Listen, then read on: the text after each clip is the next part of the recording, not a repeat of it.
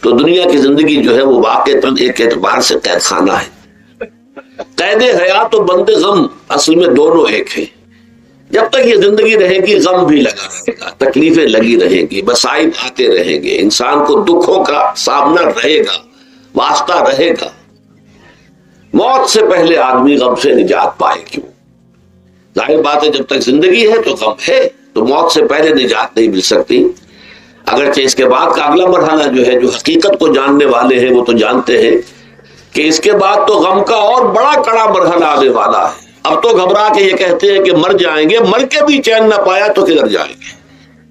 اگر اللہ ہمیں معاف فرمائے، اپنی رحمت اور مغفرت سے ہمیں ڈھانپ لے، جیسے کہ حضور نے فرمایا الا یتغمدنی ربی برحمتہ، حضور نے فرمایا کہ کوئی انسان بھی محض اپنے اعمال کی بنیاد پر جنت میں نہیں داخل ہو سکے گا جب تک کہ رحمت خداوندی دستگیری نہ کرے. کسی صحابی نے بڑی ہمت کی، بڑے جرت کا معاملہ کیا، پوچھ لیا کیا حضور آپ بھی؟ ظاہر بات ہے آپ بھی انسان ہیں، آپ بھی بشر ہیں، قرآن مجید میں کہلوایا گیا ہے وَإِنَّمَا أَنَا بَشَرٌ مِثْلُكُمْ. تو اگر آپ کہتے ہیں کوئی انسان جنت میں داخل نہیں ہو سکے گا محض اپنے اعمال کی بنیاد پر جب تک کہ رحمت خداوندی دستگیری نہ کرے، تو کیا آپ بھی اس قاعدہ کلیہ میں شامل ہیں؟ آپ نے فرمایا ہاں میں بھی. الا یتغمدنی ربی برحمتہ، جب تک کہ میرا رب مجھے اپنی رحمت سے ڈھانپ نہیں لے گا میں بھی جنت میں داخل نہیں ہو سکوں گا. تو اس اعتبار سے اللہ تعالیٰ وہاں ہمیں بچا لے، لیکن جو وہاں نہیں بچایا گیا، اب ظاہر بات ہے کہ اس کے لیے جو مصیبت ہے وہ تو پھر دائمی ہے، ابدی ہے، دکھ ہی دکھ ہے. میں اس کی طرف زیادہ جانا نہیں چاہتا. اس وقت اصل میں میرا موضوع جو ہے وہ اس دنیا میں دکھوں کا علاج. اب اس اعتبار سے غور کیجئے، دکھ دو قسم کے ہیں. قرآن مجید پر جتنا میں نے غور کیا، دکھ ایک تو وہ ہے کہ جو ناگہانی طور پر آ جاتے ہیں، اس میں ہماری کسی غلطی کو دخل نہیں ہوتا. وہ کوئی آفت سماوی ہے، کوئی زلزلہ آ گیا ہے. ابھی آپ کو معلوم ہے بھوج جو قصبہ تھا گجرات اسٹیٹ کا، انڈیا کا پورا ختم ہو گیا. اس میں بہت سے مسلمان بھی تھے. جب کوئی آفت سماوی آتی ہے تو وہ ظاہر بات ہے کہ پھر سب کے سب لوگ اس کی لپیٹ میں آ جاتے ہیں. زلزلہ آ گیا، کوئی اور طوفان آ جائے، جیسا کہ کئی مرتبہ آپ نے اخبارات میں پڑھا ہوگا اس سال امریکہ میں بہت طوفان آئے ہیں. مشرقی ساحل پر بار بار طوفان آئے، وہاں بھی لوگ مرتے ہیں، وہاں بھی چھتیں اڑ جاتی ہیں، وہاں بھی تباہی جو ہے آتی ہے. اس حوالے سے ایک تو ہے وہ ناگہانی آفات، آفت ارضی ہو یا آفت سماوی ہو، زلزلہ ہے یا آفت ارضی ہے، طوفان آ گیا ہے، کوئی سائیکلون آ گیا یا آفت سماوی ہے، یا کوئی آسمان سے بڑا سا پتھر آ جائے. آپ کبھی کبھی اخبارات میں پڑھتے ہوں گے کہ ایک بڑی چٹان پاس سے گزر گئی، بہت بڑی خلائی چٹان جو ہے زمین کے قریب سے ہو کر گزر گئی، زمین بچ گئی، ورنہ اگر وہ زمین سے ٹکرا جاتی تو نہ معلوم کتنا بڑا یہاں پر تباہی کا معاملہ ہوتا. بڑے بڑے جو ہے شہاب گرتے رہے زمین کے اوپر، بڑی بڑی تباہی آتی رہی ماضی میں. تو ایک تو یہ ہے، اور ان میں بھی تقسیم کیجئے یہ ناگہانی تکلیف، ناگہانی مصیبت، یا کوئی آفت سماوی یا آفت ارضی، اس کی بھی پھر دو قسمیں ہو گئی. ایک وہ کہ جو افراد کو متاثر کرتی ہے انفرادی سطح پر. آدمی سڑک پر جا رہا تھا، پیچھے سے آ کر کسی گاڑی نے ٹکر ماری، گر گیا، ٹانگ ٹوٹ گئی. اب ظاہر بات ہے کہ اس میں اس کا کوئی قصور نہیں ہے، یہ اللہ تعالیٰ کی طرف سے بات آ گئی ہے. یا یہ کہ کوئی اگر اجتماعی سطح پر آیا، جیسا کہ زلزلہ ہے، یا جیسا کہ کوئی سائیکلون ہے، کوئی بڑا طوفان ہے، بہت بڑے فلڈز آ گئے ہیں. اس وقت بھی موزمبیق میں بہت بڑا فلڈ آیا ہوا ہے، ساؤتھ افریقہ میں، اور افریقہ میں پچھلے سال بھی بہت بڑا فلڈ آیا تھا، بڑی تباہی آئی تھی آ رہا. تو یہ آفت سماوی، یہ ظاہر بات ہے کہ اجتماعی سطح پر آتی ہے، بڑی بڑی مقدار میں اور تعداد میں لوگ متاثر ہوتے ہیں، لاکھوں لوگ بے گھر ہو جاتے ہیں، ہزاروں آدمی مارے جاتے ہیں. تو پہلی شکل جو ہے دکھ کی، جیسا کہ میں نے عرض کیا، وہ ناگہانی دکھ، کوئی آفت ارضی، کوئی آفت سماوی، خواہ وہ انفرادی ہو خواہ اجتماعی. اس کے ضمن میں کیا علاج ہے؟ ظاہر بات ہے کہ اس کا علاج یہ تو نہیں ہو سکتا کہ آپ اس کو ختم کر سکیں. انگریزی کا ایک محاورہ ہے، What cannot be cured must be endured. جو چیز جو ہے جس کا علاج نہیں ہو سکتا وہ تو برداشت کرنی پڑے گی. بعض بیماریاں بھی ایسی ہیں, ڈائبٹیز ہو گئی ہے, شوگر کا مرض ہو گیا, ڈاکٹر آپ کو بتائے گا کہ بھائی اب یہ مرض جائے گا نہیں, اب آپ کو اس مرض کے ساتھ ہی اپنے آپ کو ایڈجسٹ کر کے اپنی غذا وغیرہ اس کے مطابق طے کر لیجیے, ورنہ یہ کہ یہ نہ سمجھیے کہ یہ مرض چلا جائے گا. تو what cannot be cured must be endured. لہذا ان آفت سماوی ورزی چاہے وہ انفرادی سطح پر متاثر کرتی ہوں انسانوں کو اور چاہے اجتماعی سطح پر, اس کا تو علاج ایک ہی ہے. عربی میں بھی ایک محاورہ یہ ہے کہ کسی نے پوچھا تھا کہ بچھو کے کاٹے کا کیا علاج ہے؟ البکاء الی الصباح, رات کو اگر کاٹا ہے کسی بچھو نے تو روتے رہو صبح تک, یہ علاج ہے, اس کا اور کوئی علاج ہے ہی نہیں. تو جو چیز لا علاج ہے اسے برداشت کرنا. گویا کہ یہاں جو اصل شے ہوگی کہ دنیاوی آفات, عرضی و سماوی آفات, ناگہانی آفات, ناگہانی مصیبتیں, ان کے ضمن میں ہمیں ایسی شے کی ضرورت ہے جو ہمارے اندر برداشت پیدا کر دے, اس کو جھیلنا آسان بنا دے, ہم اس کی وجہ سے بجھ کر نہ رہ جائیں, ہماری ہمتیں جواب نہ دے جائیں, ہمارا ارادہ ختم نہ ہو جائے, ہمارا حوصلہ پست نہ ہو جائے, بلکہ برداشت ہو, جھیلنا ہو, تحمل. ابھی بھٹر صاحب کہہ رہے تھے اللہ تعالیٰ ذرا سا متحمل ہے. میں نے کہا یہ بہت غلط بات کہہ رہے, اللہ بہت متحمل ہے. وہ ذرا سا تو یوں سمجھیے کہ ان کے کہنے کے انداز میں یہ بات آ گئی, ذرا سا رحیم بھی ہے. نہیں, وہ بہت رحیم ہے, بہت متحمل ہے, بہت حلیم ہے. لیکن یہ کہ ہمیں یہ جو آفات سماویہ اور عرضیاں ہیں جو ہمارے اوپر آ جاتی ہیں اللہ کی طرف سے, ان کے ضمن میں ذہنی ایک ایٹیچیوڈ پیدا ہو جائے, سوچ کا ایک خاص رخ بن جائے, انسان کے احساسات ایک خاص طور پر ڈھل جائیں, تو پھر ان کو برداشت کرنا آسان ہو جاتا ہے. اور وہ کیا ہے؟ وہ ہمارے ایمان کا لازمی تقاضا ہے. ایمان ہمیں یہ بتاتا ہے کہ کوئی مصیبت زمین میں آتی ہے نہ تمہاری جانوں پر آتی ہے بغیر اذن رب. جو کچھ آ رہا ہے اللہ تعالیٰ کے فیصلے سے آیا ہے. یہ کوئی اندھا بہرا مادہ نہیں ہے, یہ کوئی اندھا بھینسا نہیں ہے کہ اس نے آ کے آپ کو ٹکر مار دی ہے. نہیں, یہ تو سمیع اور بصیر, علیم و خبیر اللہ اور حکیم اور قدیر اللہ کا فیصلہ ہے. لہذا یہ من جانب اللہ ہے, اس کو تم سمجھو کہ اللہ تعالیٰ کی طرف سے ہے.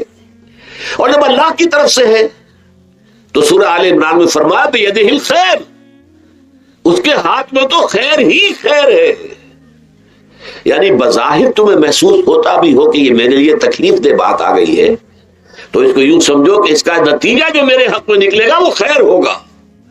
فوری طور پر تو تکلیف ہے, مجھے اچھی نہیں لگ رہی, ناگوار ہے, لیکن نتیجہ اس کا خیر نکلے گا. جیسے بچہ بیمار ہے, ماں اسے دوا پینے پر مجبور کر رہی, کڑوی دوا ہے, وہ تو سمجھتا ہے مجھ پر بڑا ظلم ہو رہا ہے. یا آپ لے گئے اسے ڈاکٹر کے یہاں ٹیکا لگوایا ہے, وہ تو چیخ رہا ہے, رو رہا ہے, لیکن آپ کو معلوم ہے, کاش اسے بھی معلوم ہو جائے کہ یہ میرے خیر کے لیے, میرے بھلے کے لیے. اگر اسے یہ معلوم اور محسوس ہو جائے تو اس کی تکلیف اس کے اندر بہت کمی آ جائے گی, وہ سہار لے گا, اس کو وہ برداشت کرے. اس حوالے سے اس کا جو ہمارے دین میں اس کا نام ہے, اس ذہنی کیفیت کا, ان احساسات کا, اسے ہم کہتے ہیں تسلیم و رضا.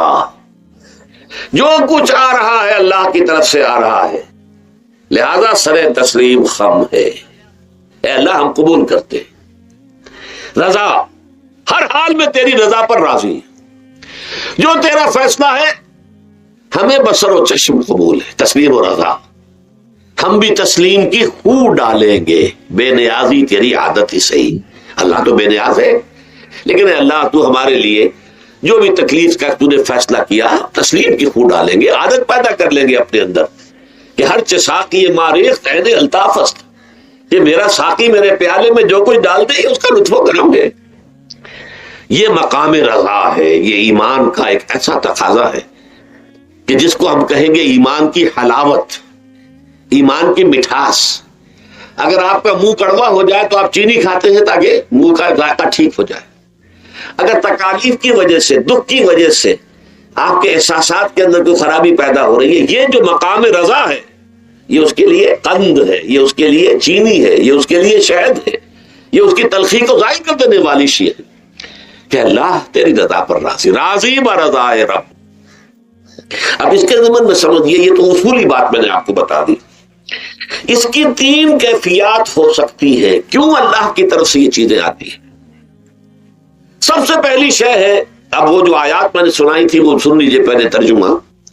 سورہ تغابن میں فرمایا ما صاب من مصیبت الا باذن اللہ، دیکھو کوئی مصیبت تم پر نہیں آ سکتی، نہیں آتی مگر اللہ کے اذن سے۔ ومن یؤمن باللہ، اور جو شخص اللہ پر ایمان رکھتا ہو یہدی قلبہ، اللہ اس کے دل کو ہدایت دے دیتا ہے، اس کے دل کو سکون عطا کر دیتا ہے، وہ راضی برضائے رب ہو جاتا ہے، اس میں شکوہ نہیں رہتا، اس میں شکایت نہیں ہوتی، اس میں تلخی نہیں ہوتی، کیوں ہو گیا، کیسے ہو گیا، کیوں ہو گیا، نہیں ہونا چاہیے، نہیں۔ یہ سارا جو پیچ آدمی کھاتا رہتا ہے نا اندر ہی اندر، وہ جو پیچ کھا رہا ہے یہ سب پیش نجات نہیں گئی۔ برو کشید سے پیچا کے ہستبود مرا، چے اقدہا کے مقام رضا کشود مرا۔ یہ پیچ کھانا جو ہے، پیچا کے ہستبود، اس سے اللہ تعالیٰ نے مجھے نجات دے دی ہے مقام رضا کے ذریعے سے۔ کتنے بڑے بڑے عقدے میرے حل ہو گئے اس مقام رضا سے، چے اقدہا کہ مقام رضا کشود میرے تو بہت سے عقدے اس سے حل ہو گئے۔ اس حوالے سے ایک موٹی بات تو یہ ہو گئی، لیکن اب اس کو 3 حصوں میں تقسیم کیجئے۔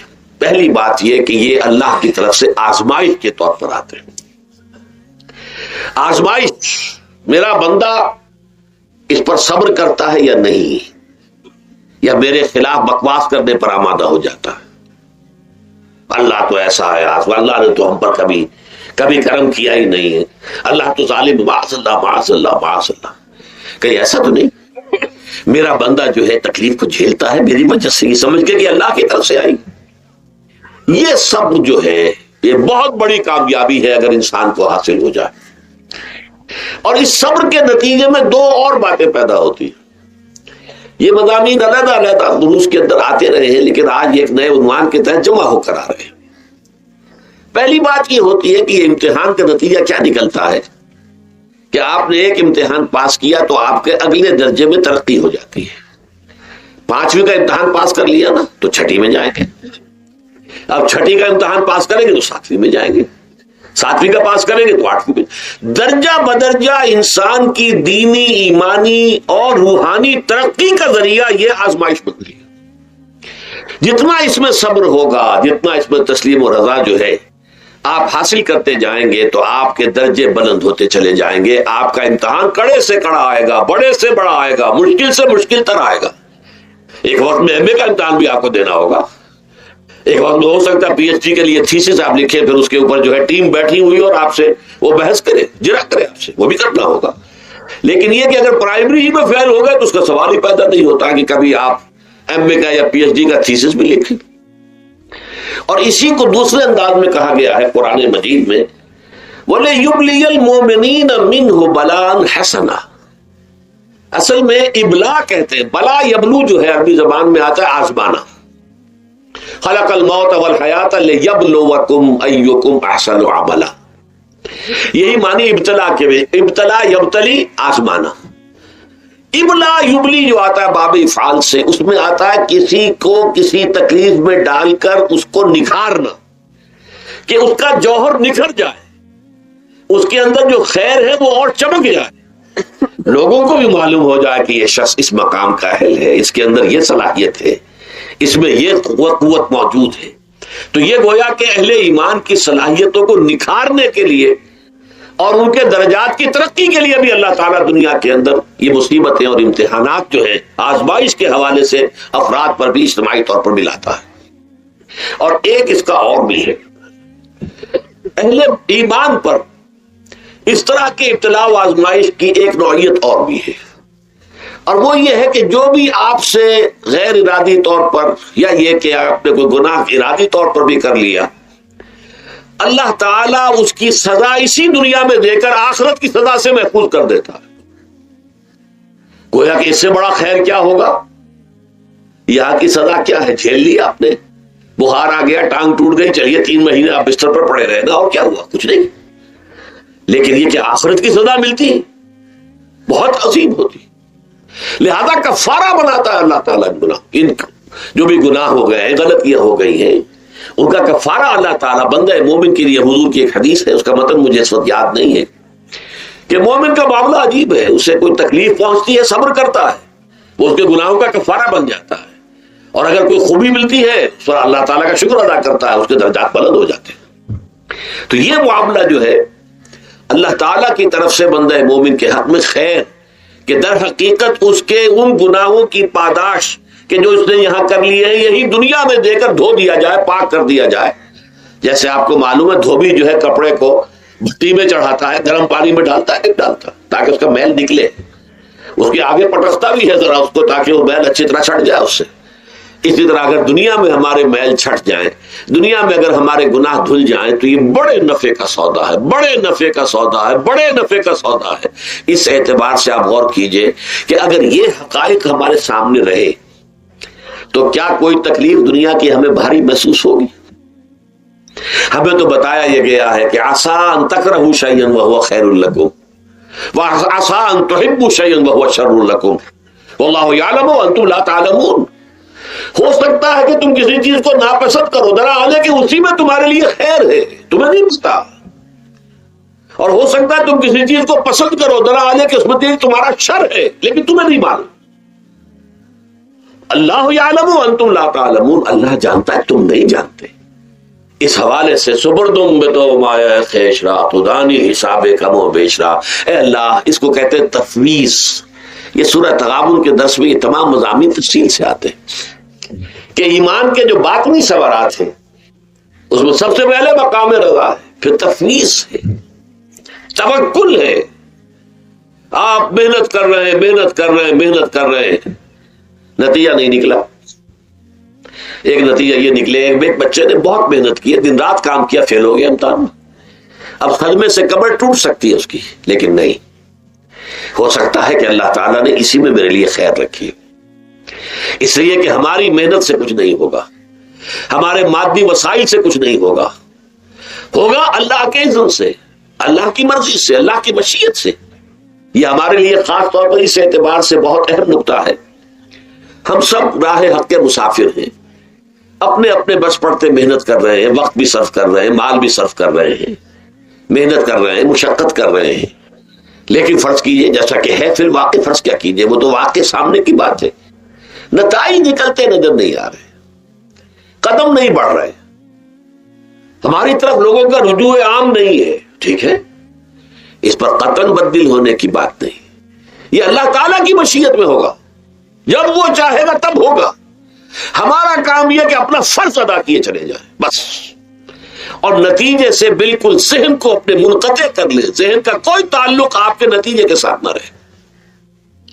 یہ جب تک کیفیت ہماری نہیں ہوگی، ہم اس راہ پر استقامت اور مدام اس پر محنت اور جد و جہد کرنا جو ہے وہ ہمارے لیے ممکن نہیں رہے گا. اس کے لیے میں اگر آپ کے سامنے رکھوں معاملہ کہ حضور صلی اللہ علیہ وسلم کے جو پہلے 10 برس ہیں، جب سے آپ کو آغاز ہوا ہے وحی کا،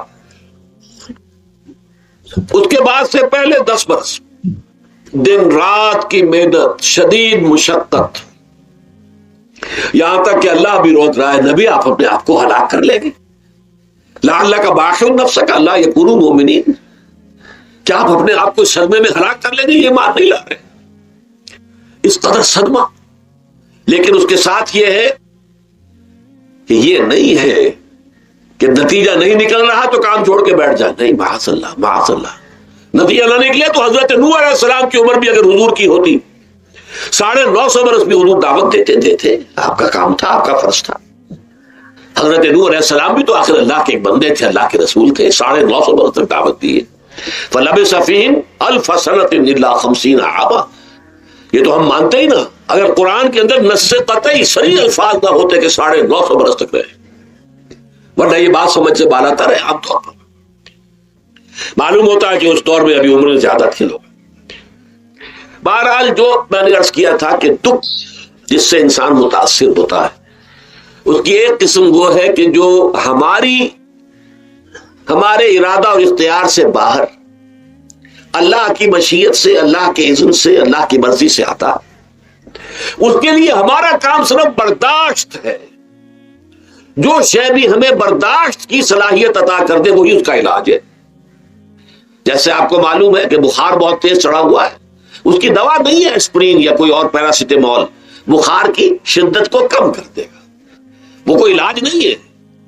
علاج تو ہوگا اگر معلوم ہوگی کون سے جراثیم ہے، کس کی وجہ سے ہے، اس کا صحیح اینٹی بایوٹک کون سا ہے، وہ علاج ہوگا۔ یہ علاج نہیں ہے، لیکن اس کی شدت کی کمی اور اس کے اندر جو احساس ہے جھیل جانے کا، وہ انسان کے لیے آسان ہو جاتا ہے۔ یہی مضمون آیا ہے سورہ حدید میں بھی، ما اصاب من مصیبت فی الارض ولا فی انفسکم، یہاں کھول دیا اس مضمون کو۔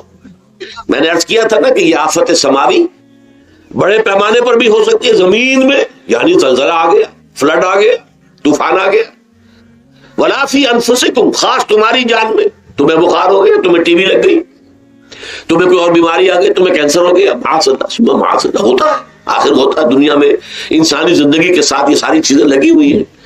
لیکن یہ چیزیں ما اصاب من مصیبت فی الارض ولا فی انفسکم، نہیں پڑتی تم پر کوئی پڑنے والی کوئی مصیبت، کوئی تکلیف، نہ پوری زمین میں بڑے پیمانے پر، نہ تمہاری جانوں میں انفرادی سطح پر، الا فی کتاب من قبل ان نبراہا، مگر یہ کہ وہ تو ایک کتاب میں، کتاب اللہ کے علم کی کتاب، ام الکتاب، اس میں پہلے سے درج موجود ہے۔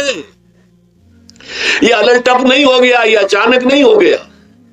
آپ اچانک سمجھتے ہیں کہ صاحب میں تو جا رہا تھا، اچانک ٹرک نے آ کے مجھے دھکا مار دیا۔ اچانک کوئی شے یہاں نہیں ہوتی، اس کائنات میں پتا تک نہیں ہلتا جب تک کہ اس نے رب نہ ہو۔ اچانک کا کیا سوال؟ تو در حقیقت جو ہوتا ہے وہ اللہ تعالیٰ کے علم میں پہلے سے ہے، علم کامل، ما کان وما یکون، جو کچھ ہوا جو کچھ ہوگا، مستقبل، ماضی، کل کا کل، آنے واحد میں اللہ کے علم میں موجود ہے۔ لہذا یہاں اچانک کچھ نہیں ہوتا، جو بھی آیا ہے اللہ کے علم سے آیا، اور یہ پہلے سے اللہ کے علم کے اندر موجود تھا، لکھا ہوا تھا، الا فی کتاب من قبل ان نبراہا ان ذلک علی اللہ یسیر۔ کہ تمہیں تو مشکل نظر آئے گا لیکن اللہ پر بڑا آسان ہے، اللہ کا علم کامل، ما کانا ما یکون کو حاوی ہے، لکہ لا تاسوا علی ما فاتکم، تاکہ تم افسوس نہ کیا کرو ان چیزوں پر جو تم سے چھوٹ جائیں، جاتی رہے، چھن جائیں۔ کوئی موقع تھا ہاتھ سے نکل گیا، کوئی دولت تھی اس پر ڈھاکہ پڑ گیا، کوئی اور مصیبت ہے وہ آ گئی، کوئی عزیز فوت ہو گیا، اکلوتا بیٹا تھا فوت ہو گیا، وغیرہ وغیرہ۔ ما فاتکم، فات سے ہی فوتیدگی ہے نا، جو شے بھی نکل جائے، چلی جائے، ہاتھ سے جاتی رہے، چاہے وہ کوئی آپ کا عزیز تھا جو فوت ہو گیا تو آپ کے ہاتھ سے نکل گیا، یا کوئی مال تھا جو آپ کے قبضے سے نکل گیا، ڈھاکہ پڑ گیا، چوری ہو گئی، نقصان ہو گیا کاروبار میں بہت بڑا، اس پر افسوس نہ کیا کرو۔ اگر افسوس کرو گے تو اس کا مطلب کیا ہوگا کہ تمہیں اللہ پر اعتماد نہیں، یا تم سمجھتے ہو کہ اللہ کے سوا بھی کوئی ہے جو یہ کام کر سکتا۔ کائنات میں تو ایک ہی کی مرضی چلتی ہے، وہ ہے اللہ۔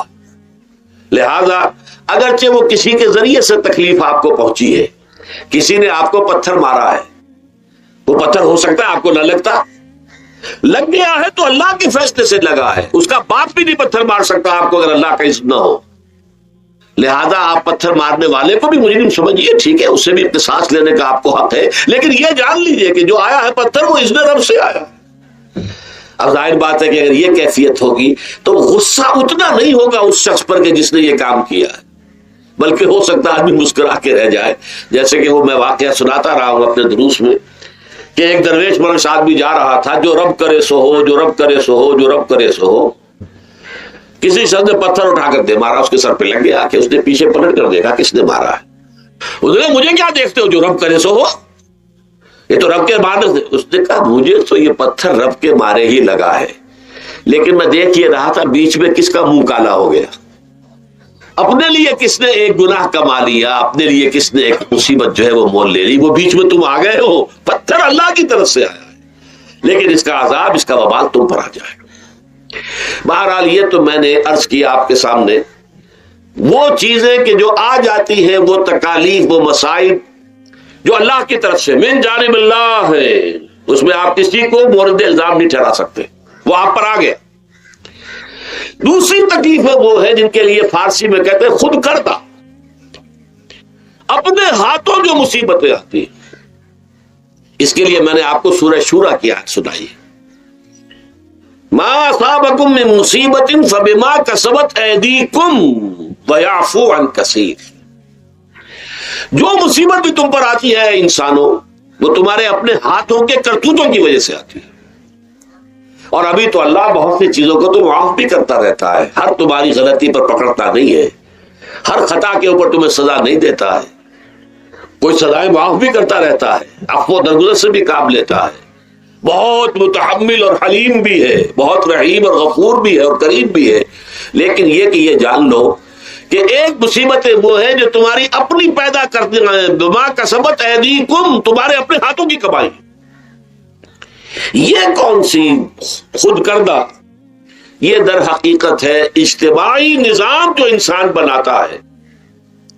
اس اجتماعی نظام کو غلط کر کے اگر اس نے اپنے لیے مصیبتیں کھڑی کر لی، مصیبت ہے لیکن یہ مصیبت تمہارے اپنے ہاتھوں کی لائی ہوئی ہے، تم نے نظام غلط بنایا ہوا ہے، تم نے دولت کی تقسیم غلط کی ہوئی ہے، اللہ نے تو رزق پیدا کر دیا اور سب کے لیے کافی ہے، یہ تم نے کیا ہے کہ ایک طرف کچھ لوگوں کے کھتے بھرے ہوئے ہیں اور ایک طرف کوئی فاقے سے مر رہا ہے۔ یہ خود کردہ ہے، یہ ہمارا کبھی ہے، یہ تم نے نظام غلط بنایا ہے۔ یہ جو نظام کے اندر خرابی ہے یہ تمہاری اپنے کرتوت ہے، تم نے خود نظام کے اندر غلطی رکھی ہوئی ہے، ناانصافی گھولی ہوئی ہے، اس کا زہر گھولا ہوا ہے، یہ تمہارے اپنے کرتوتوں کی وجہ سے، اور اس کا علاج تمہیں کرنا پڑے گا خود۔ اور وہ علاج کیا ہوگا؟ اور نظام کو صحیح قائم کرو، اللہ کا دیا ہوا نظام، نظام عدل و قسط۔ یہی وجہ ہے کہ سورہ حدید کی جو آخری آیت میں نے پڑھی تھی وہ کیا تھی؟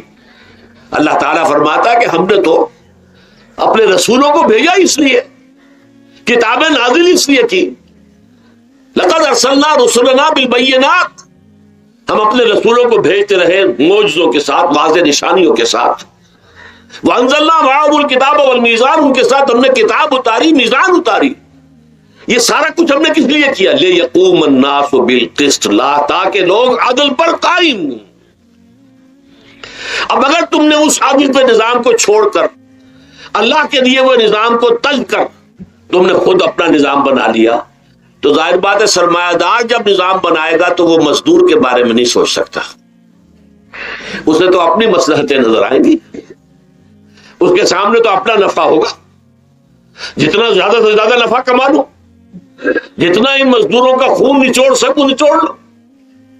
زمیندار نظام بنائے گا تو وہ بیچارے کاشتکار مزارے ہاری اس کی مصلحت نہیں دیکھ سکتا، وہ تو کہے گا مجھے اپنے بچوں کو انگلستان بھیجنا ہے تعلیم کے لیے، مجھے اپنے لیے جو ہے اسلام آباد میں بھی بنگلہ بنانا ہے اور پری میں بھی بنانا ہے، اور پھر مجھے تو ایئر کنڈیشن بنگلے چاہیے ہر جگہ پر، وہ تو اپنی مصلحت کو دیکھے گا۔ وہ غریب کے ساتھ کیا بیت رہی ہے جو دن رات کی محنت اور مشقت کر رہا ہے، جس نے ہل چلایا ہے، جس نے بیج ڈالا ہے، جس نے پانی دیا ہے، جس نے فصل کی دیکھ بھال کی ہے، جس نے پھر فصل کاٹی ہے، اس کے لیے تو بمشکل 2 وقت کا گزارا، وہ بھی بمشکل، اور اس کے علاوہ نہ اس کے بچے کے لیے علاج معالجے کی کوئی سہولت ہے، نہ اس کی اولاد کے لیے تعلیم کی کوئی بندوبست ہے، لیکن یہ کہ اسی کی محنت کے نتیجے میں عیش اڑا رہا ہے وہ زمیندار اور جاگیردار، ان کے محل ہیں، ایئر کنڈیشن ہے، ان کے بچے انگلستان اور امریکہ میں تعلیم حاصل کرتے ہیں، اب آگے بڑھ کر انہوں نے کارخانے دار بھی وہ بن گئے، وہی لوگ ہیں کہ جو اعلیٰ تعلیم حاصل وہ کرتے تھے وہی بیوروکریٹس بنتے ہیں، انہی میں بڑے بڑے افسر آئیں گے۔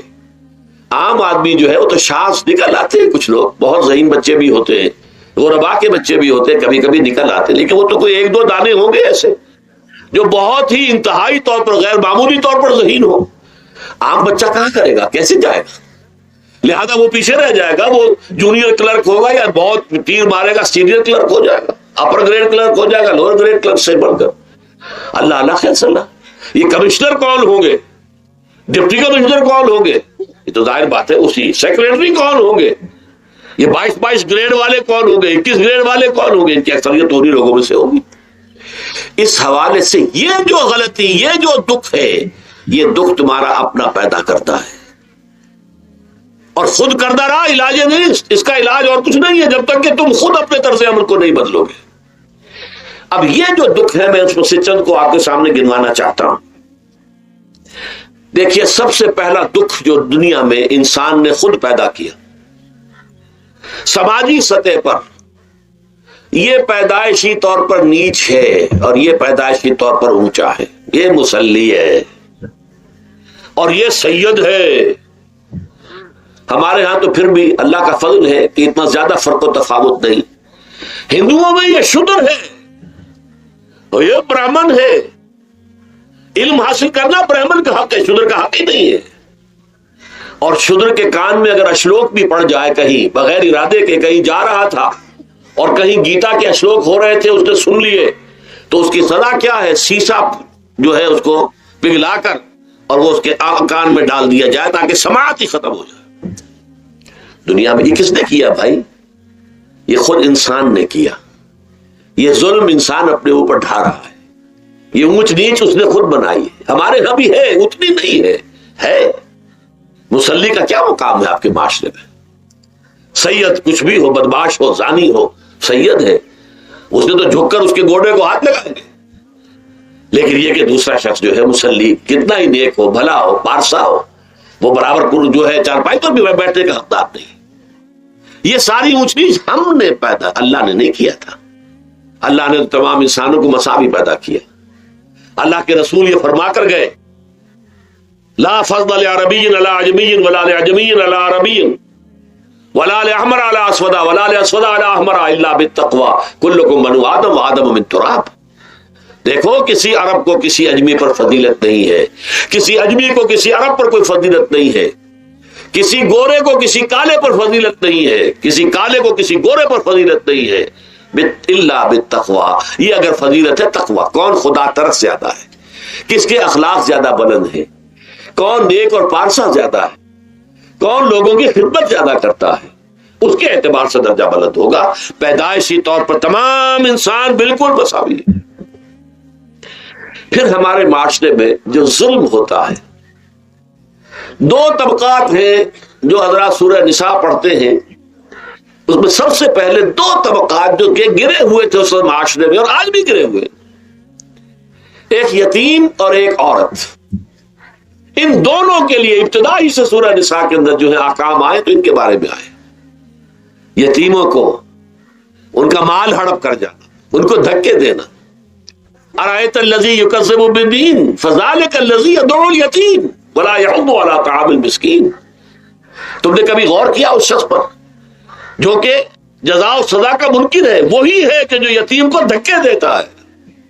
یتیموں پر ظلم ہوتا ہے، وہ آپ کے معاشرے میں پستے ہیں، پٹتے ہیں، ان کا کوئی والی وارث نہیں، ان کی طرف سے کوئی پوچھنے والا نہیں، وہ بولنے والا نہیں۔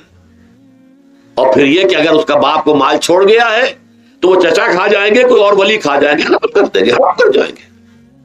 جس پر قرآن مجید کہتا ہے کہ ان الذین یاکلون اموال الیتامی ظلما انما یاکلون فی بطونہم نارا۔ یقیناً وہ لوگ جو یتیموں کا مال ناحق ہڑپ کرتے ہیں، وہ اپنے پیٹوں میں آگ کے انگارے بھر رہے ہیں۔ وَسَيَصْلَوْنَ سَعِيرًا، اور یہاں تو دنیا میں جو آگ کے انگارے ہیں وہ محسوس نہیں ہو رہے، آخرت میں ایک طرف وہ آگ کے انگارے ظاہر ہو جائیں گے جو اندر سے جلائیں گے، اور ایک طرف جہنم کی آگ باہر سے جلائیں گے۔ یہ دو طرفہ جلن جو ہے ان کو برداشت کرنی پڑے گی۔ ظاہر بات ہے یہ ہمارا اپنا کیا ہوا ہے، یہ اللہ کی طرف سے نہیں ہے، یہ ہم نے نظام غلط بنایا، ہم نے اتوار اپنے برے کر لیے۔ اور دوسرا طبقہ خواتین کا، عورتوں کا۔ سب سے بڑا ظلم اس معاشرے میں کیا ہے؟ جو بچپن ہی سے احساسات کے اوپر ایک بوجھ بن جاتا ہے بچیوں کے، کہ بیٹے کو افضل سمجھتے ہیں، بیٹی کو جو ہے گھٹیا سمجھتے ہیں۔ اس قدر ناانصافی، اس قدر ناانصافی۔ اسی باپ کے نطفے سے بیٹا بھی ہے اور بیٹی بھی ہے، اسی ماں کے رحم میں بیٹے نے بھی پرورش پائی ہے، بیٹی نے بھی پرورش۔ بعضکم من بعض، قرآن کہتا ہے تم سب ایک دوسرے میں سے ہو، کوئی افضل نہیں، کوئی گھٹیا نہیں۔ اللہ تعالیٰ نے، اللہ کے نبی نے کسی بیٹے کی پرورش پر کوئی اجر و ثواب نہیں بتایا، ہاں 2 یا 3 بیٹیوں کو پال پوس کر تہذیب سکھا کر پھر ان کی شادی کر کے ان کے گھروں میں پہنچا دیا، جنت کی ضمانت اللہ تعالیٰ دے رہا ہے۔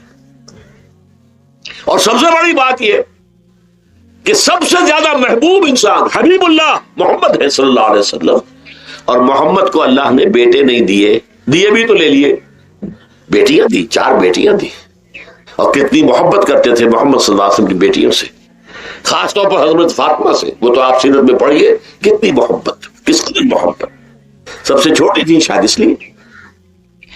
بہرحال پہلی بات تو یہ کہ بچپن ہی سے وہ دعویٰ پڑھنا شروع ہو جاتا ہے بچیوں کے ذہنوں پر کہ ہم کو گھٹیا ہیں، ہمارے بھائی بڑھیا ہیں، ہمارے والدین جو ہیں ان سے زیادہ محبت کرتے ہیں، ہم سے نہیں کرتے۔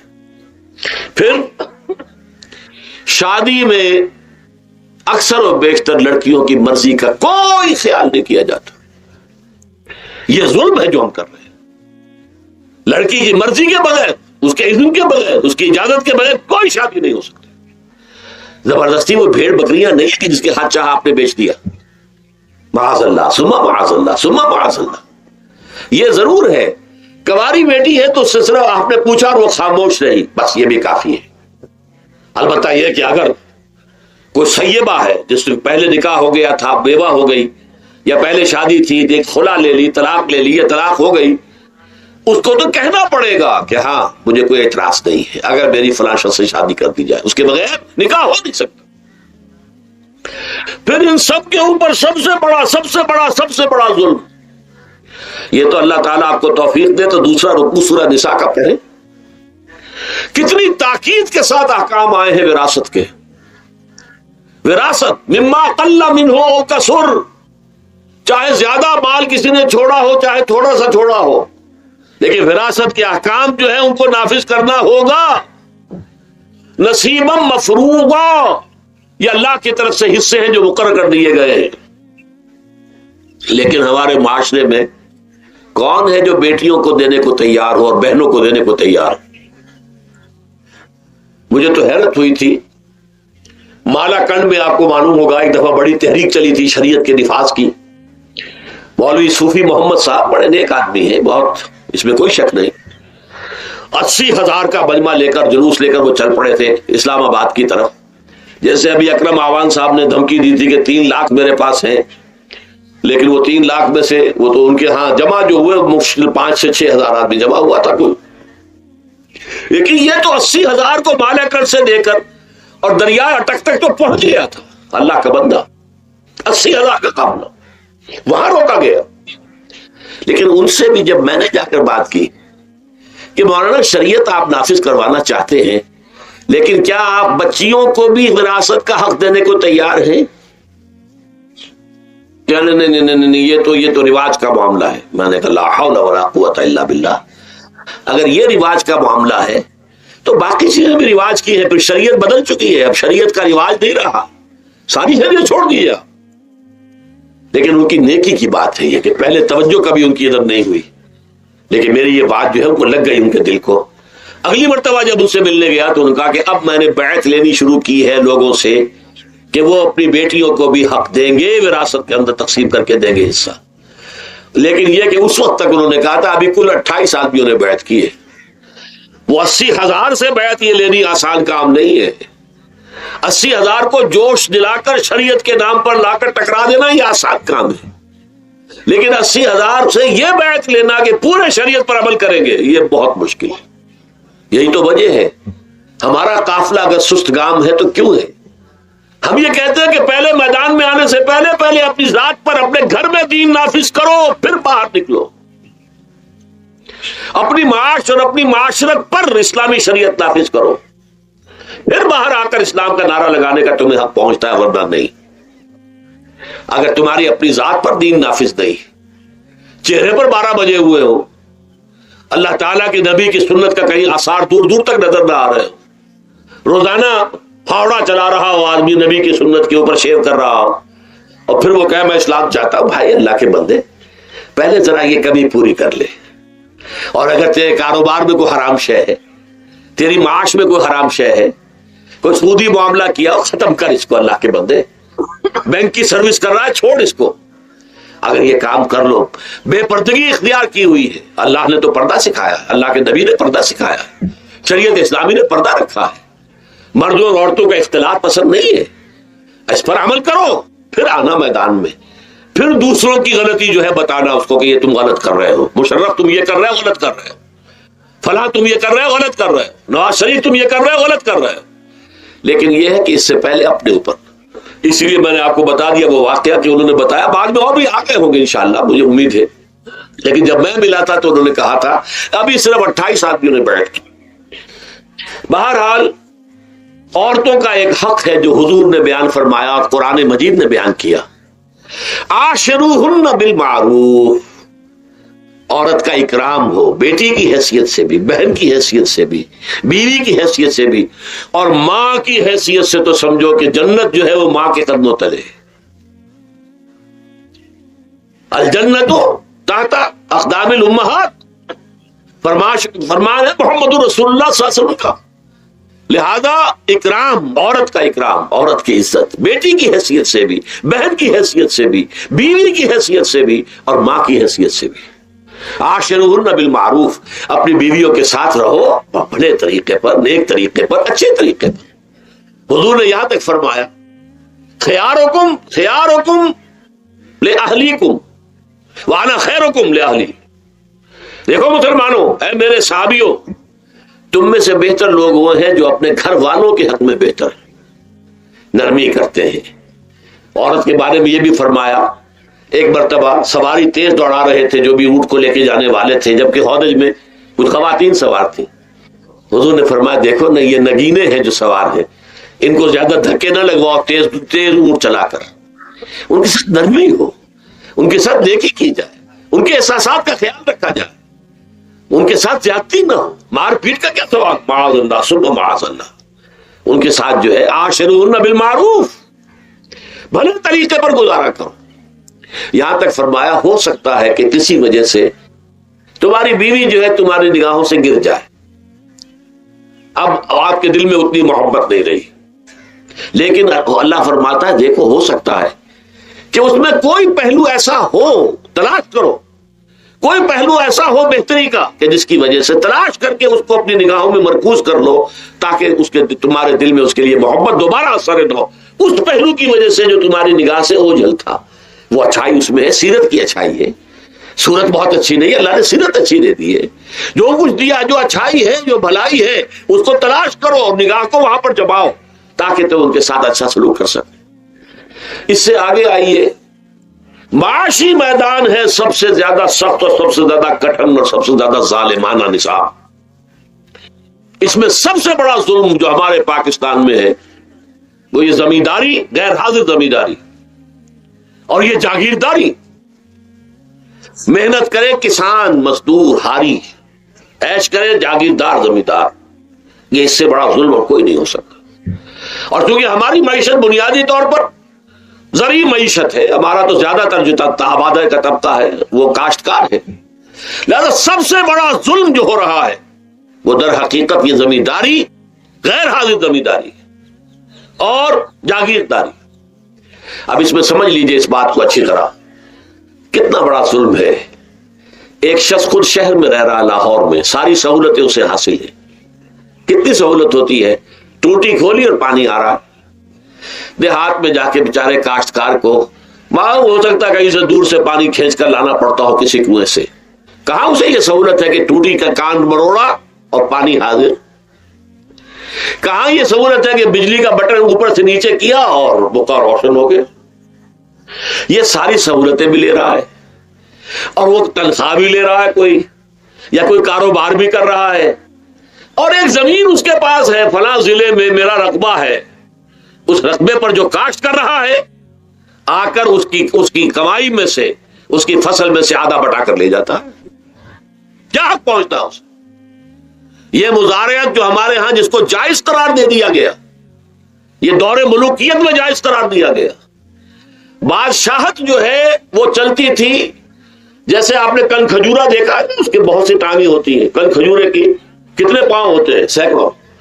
ایسے بادشاہوں کے یہ پاؤں ہوتے تھے جاگیردار، 3,000 منصبدار، 5,000 منصبدار، 20,000 منصبدار، 30,000 منصبدار، یہ جاگیردار، بڑے بڑے علاقے ان کے پاس ہے۔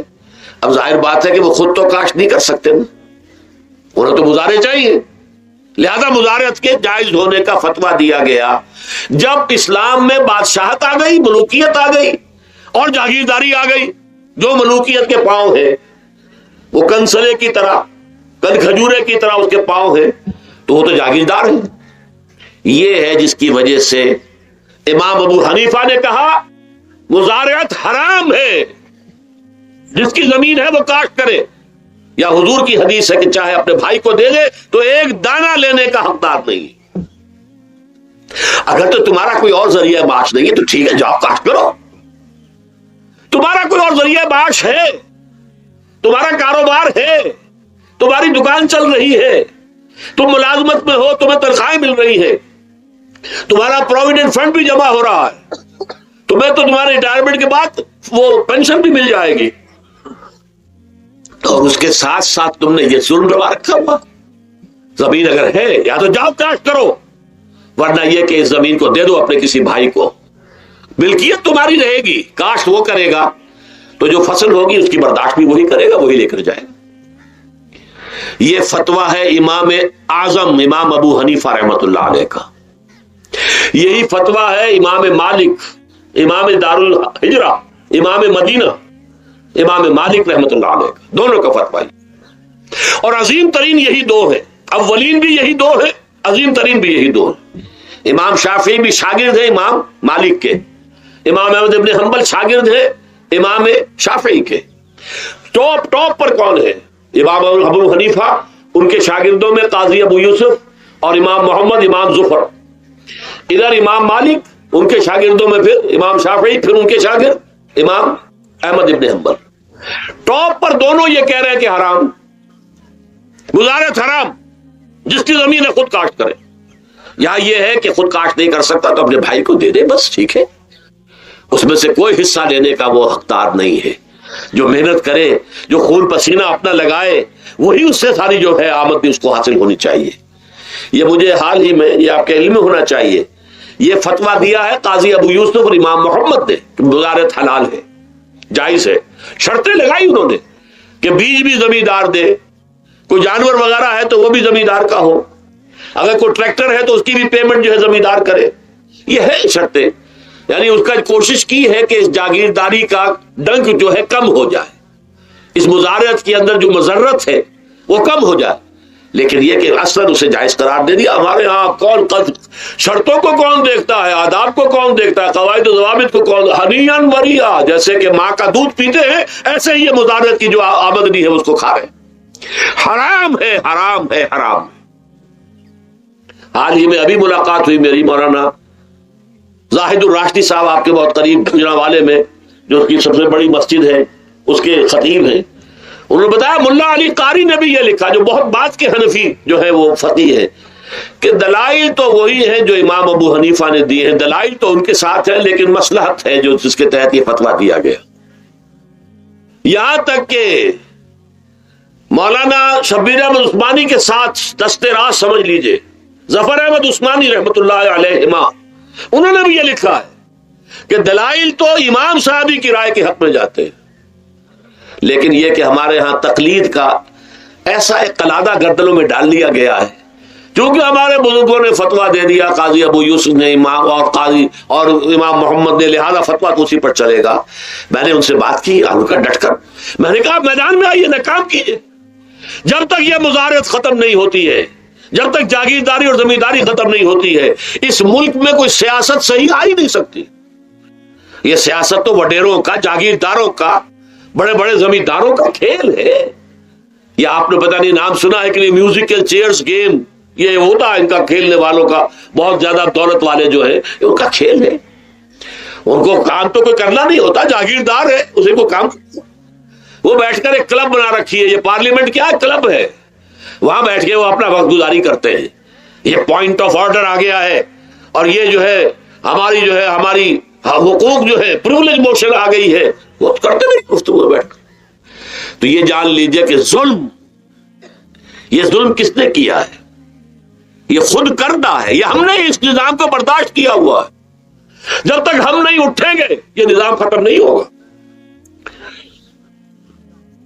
خود کردہ کا علاج خود ہی کرنا ہوگا. یہ غلط نظام جو چلا آ رہا ہے، جب تک اس کو ہم بدلیں گے نہیں، اس کو ختم نہیں کریں گے، اس وقت تک یہ ظلم کیسے ختم ہوگا؟ اس سے آگے آئیے، ایک ہے کارخانے دار. کارخانے دار کو اور مزدور کو آپ نے چھوڑ دیا کہ باہم طے کریں. کارخانے دار کہتا میں تو صاحب آپ کو 15 روپے دوں گا، کام کرنا ہے تو کریں، نہیں کرتے تو نہ کریں. آپ نے زیادہ سے زیادہ یہ کیا کہ نہیں یہ ویج بہت کم ہے، آپ نے ایک یونین بنا لی، کچھ ہڑتال کر دی. اچھا ہڑتال کر دی، 10 دن کی ہڑتال کے بعد غریب مزدور کا تو بچہ ہو سکتا ہے بھوکا مرنے لگے. کارخانے دار کی صحت پہ کوئی اثر پڑے گا؟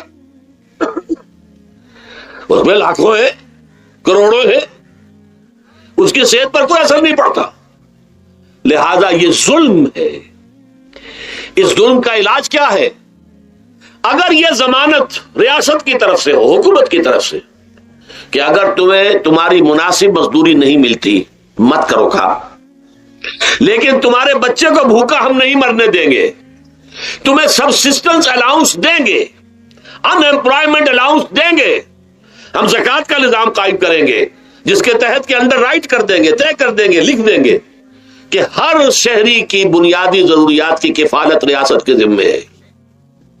اب اگر ایسا ہے تو ایک آدمی پاؤں جما کر بات کرے گا نا کارخانے دار کے ساتھ. ایک امپلائی جو ہے امپلائر سے بات کرے گا پاؤں جما کر، جناب آپ مجھے تنخواہ کم دے رہے ہیں میں کام نہیں کروں گا. لیکن اب کیا ہے، جناب آپ مجھے تنخواہ کم دے رہے ہیں میں کام نہیں کروں گا. مالک کہتے جاؤ دفعہ ہو جاؤ. پھر وہ کیا کہتا ہے، اچھا جی میں اسی تنخواہ پہ کام کروں، اس کا تو کوئی فائدہ، اسی کی جائے کہاں وہ.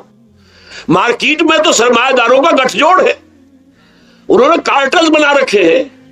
وہ تو ظاہر بات ہے کہ وہ ویج نہیں بڑھائیں گے، الا یہ کہ مزدور کی پوزیشن ایسی ہو کہ وہ بھی ڈٹ کر کھڑا ہو جائے. اور وہ ڈٹ کر کھڑا کب ہوگا؟ جب اس کو ضمانت ملی ہوئی ہو ریاست کی طرف سے، حکومت کی طرف سے، کہ اگر تمہارے پاس جاب نہیں ہوگا، کام نہیں ہوگا، تمہارے پاس کوئی مزدوری نہیں ہوگی، تو تمہیں اتنا وظیفہ تو ہر مہینے ملتا رہے گا جس سے تم اور تمہارے اہل و عیال جو ہے وہ کم سے کم زندہ رہ سکو. پھر کھڑے ہو کر بات کر سکتا ہے مزدور. پھر صحیح جو ہے ان کے درمیان معاہدہ ہوگا تو وہ منصفانہ ہوگا، عادلانہ ہوگا. جب تک یہ نہیں ہے، اور یہ نظام کیسے ہوگا جب تک کہ زکوٰۃ کا نظام قائم نہ کیا جائے. اب زکوٰۃ کا بھی ایک نظام تو وہ تھا جو بدنام کرنے کے لیے زکوٰۃ کو ضیاء الحق صاحب نے نافذ کیا. وہ تو بدنامی ہے، وہ تو سود کا کمیشن ہے کہ سود میں آپ کو اگر 6% ملتا تھا تو 2.5% انہوں نے کاٹ لیا، 4.5-3.5% آپ کو دے دیے. تو سود میں سے حصہ لے لیا ہے نا. سود کو حرام کرے اور زکوٰۃ پورے مال پر، سارے تجارتی اموال پر مال زکوٰۃ لے. آپ کی دکان میں جناب 10 لاکھ کا مال پڑا ہوا ہے، 2.5% کے حساب سے دے دیجئے، کتنا من اکاؤنٹ آپ کر لیجئے گا.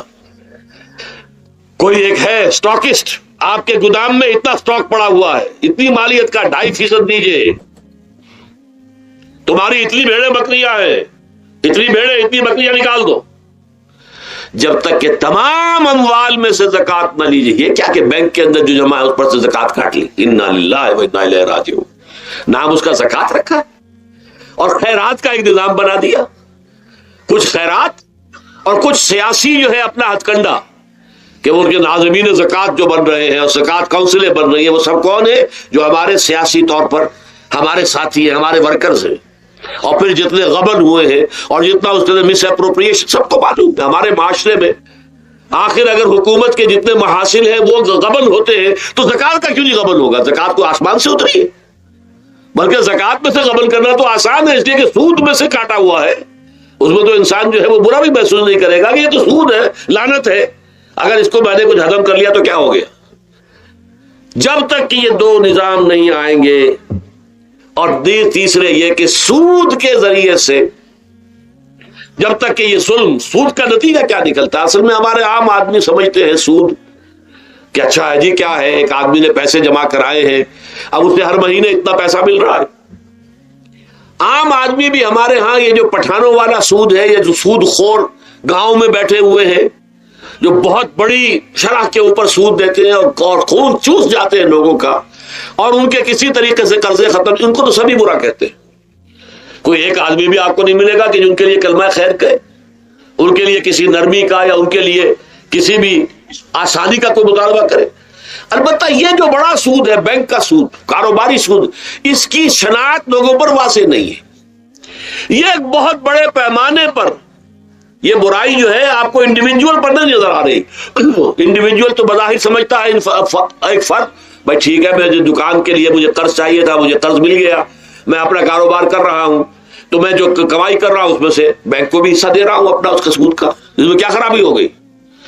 اس کی خرابی سمجھ میں آتی جب آپ کو معلوم ہو اسی سود کے ذریعے سے دنیا میں اس وقت ایک چھوٹی سی اقلیت ہے، کل 1 کروڑ یا 1.25 کروڑ یہودی، اور پوری دنیا کی دولت کے اوپر قابض ہو کر بیٹھ گئے. یہ سارا وہ بینکنگ نظام جو یہودیوں نے بنایا، یہ IMF ورلڈ بینک جس کے ہم اس وقت غلام بن کر رہ گئے. ہمارا چیف مارشل ایڈمنسٹریٹر اسے کہے یا چیف ایگزیکٹو کہے، ہمارا تو حکمران ہے، ہمارا بادشاہ ہے اس وقت. اور وہ بادشاہ سلامت کہتے ہیں کہ یہ IMF اور ورلڈ بینک کے لوگوں کے گوڈے ہمیں پکڑنے پڑتے ہیں، گوڈے گٹے. کیوں؟ ہم غلام ہیں ان کے، اور ہم جکڑے ہوئے اس سود کے اندر. پوری دنیا کو یہودی سود خوروں نے در حقیقت اپنے شکنجے میں جو جکڑا ہے، جس طریقے سے کہ ان کو اپنے اندر ایک اپنے پورے ہتھ کنڈوں کے اندر جو باندھ کے رکھ دیا ہے، یہ سود کے ذریعے سے. اور اس کا نتیجہ کیا نکلتا ہے؟ دیکھیے امریکہ میں کہتے ہیں بڑی جمہوریت ہے، لوگ ووٹ دیتے ہیں، لیکن حقیقت اگر لوگ جانتے ہوں کہ دیوے استبداد جمہوری قبا میں پائے کو، تو سمجھتا ہے یہ آزادی کی ہے نیلم پری. ہم نے خود شاہی کو پہنایا ہے جمہوری لباس، جب ذرا آدم ہوا ہے خود شناس و خود نگر. اب امریکہ میں اصل میں کیا ہے؟ امریکہ میں کیپٹلسٹ کا نظام ہے. یہ حکومت کس کی ہے؟ سرمایہ داروں کی ہے. جو کروڑ پتی نہ ہو وہ الیکشن نہیں لڑ سکتا، اور کروڑ پتی جو ہے اپنے پیسے کی بدولت وہ صحافیوں کو خرید لے گا، ٹیلی ویژن چینلز خرید لے گا، وہ لوگوں کے ذہنوں پر چھا جائے گا، آ جائے گا. یہ گورنمنٹ آف دی کیپٹلسٹ ہے، ناٹ عوام. یہ دھوکہ ہے، فریب ہے سرمایہ داروں کا. وہاں وہ جاگیردار اس طرح کے نہیں، سرمایہ دار ہے. وہاں جاگیرداری کی وہ حیثیت نہیں رہی، اس لیے کہ ان کے تحت آدمی نہیں ہوتے. وہ تو اگر بڑے بڑے رینچ ہیں، بڑے بڑے اگر فارم ہیں، تو وہاں بھی آپ کو معلوم ہے کہ چونکہ مشینوں کے ذریعے سے بوائی بھی ہو رہی ہے اور ہل بھی چل رہا ہے مشینوں سے، بوائی بھی مشینوں سے، کٹائی بھی مشینوں سے، تو زیادہ انسان کی ضرورت ہی نہیں رہی. لہذا وہ سیاسی نظام وہ نہیں ہے جو یہاں کا ہے، لیکن وہ زمیندار بھی وہاں کا کیپٹلسٹ ہے، نظام کیپٹلسٹ کا ہے. تو در حقیقت یہ ڈیموکریسی جو ہے، اسے جو کہتے ہیں government of the people by for the people, نہیں، گورنمنٹ آف دی کیپٹلسٹ، سرمایہ دار کی حکومت ہے. اور سرمایہ دار جو ہے اس نے اپنی کلب بنائی ہوئی ہے، بیٹھا ہے، پارلیمنٹ ہے، یہ کانگریس ہے، یہ سینٹ ہے، یہ سرمایہ داروں کی کلب ہے. باقی عوام کے لیے وہاں کیا ہے؟ واقعہ یہ ہے کہ عام آدمی امریکہ کا بھی یہ ضرور ہے کہ بنیادی ضرورتیں محنت کر کے خون پسینہ ایک کر کے اپنی وہ حاصل کر لیتا ہے، لیکن بہت نچلی سطح پر ہے. عام آدمی وہاں بھی بہت نچلی سطح پر ہے. اور ایسے لوگ ہیں معدود گنتی والے جو 40 50 بلین کا ایک چیک لکھ سکتے ہیں، وہ سب یہودی ہے. House of Rothschilds, house of Goldsmiths, یہ سٹی بینک جو یہاں بھی آ گیا ہے اپنی ساری گندگیاں پھیلانے کے لیے، سٹی ہاؤسز اور سٹی کار، یہ کیا ہے؟ یہ جکڑ لینا ہے آپ کو. آپ کو ذرا سا دھوکہ دیا، جاؤ جی لے لیجیے کوٹھی لے لیجیے، ہم آپ کو قرض دیتے. آپ بھول گئے اتنی بڑی کوٹھی کا میں مالک ہو گیا. اب جب اس کا قرض دینے کا چکانے کا معلوم ہوا کہ میں تو غلام ہو کر رہ گیا ہوں، جو کماؤں وہ سارا کا سارا ان کی قسط کے اندر چلا جائے گا. اور اگر خدا نہ خواستہ کہیں ڈیفالٹ کر گیا تو جتنا میں نے دیا تھا وہ بھی ہضم، اور مکان وہ ضبط کر کے اور نیلام کر دیں گے. اللہ خیر سن. لیکن وقتی طور پر ذرا سا دھوکہ جو ہو جاتا ہو، دیکھو اتنی بڑی کوٹھی کا میں مالک ہو گیا، دیکھو اتنی لمبی کار میرے پاس آ گئی، دیکھو فلاں شے میں نے حاصل کر لی، لیکن اس کا نتیجہ جو نکلتا ہے وہ تو وہاں والوں سے پوچھئے جس طریقے سے کہ وہ غلام بن کر رہ جاتے، وہ مزدور بن کر رہ جاتے. جیسے بھٹوں میں آپ نے دیکھا ہے، بھٹوں میں جو مزدور ہوتے ہیں وہ بکے ہوئے ہوتے ہیں، وہ غلاموں کی طرح ہوتے ہیں. ان کو بلکہ لوگ ایک دوسرے سے خرید کر لے کر جاتے ہیں. ایک بھٹے والا آتا ہے اور دوسرے بھٹے کی جو مزدور جو غلام ہے ان کو وہ وہاں کی پیمنٹ کر کے اور لے جاتا ہے. وہ بالکل ان کے سرس کی طرح ہے, ان کے غلاموں کی طرح. یہ ساری جو میں نے آپ کے سامنے گنوائی ہے, یہ در حقیقت نوع انسانی کو جو تقسیم کیا گیا, انگریزی میں آپ کہتے ہیں ہیو اور ہیو ناٹس. قرآن نے اس کے لیے کیا لفظ استعمال کیا؟ محروم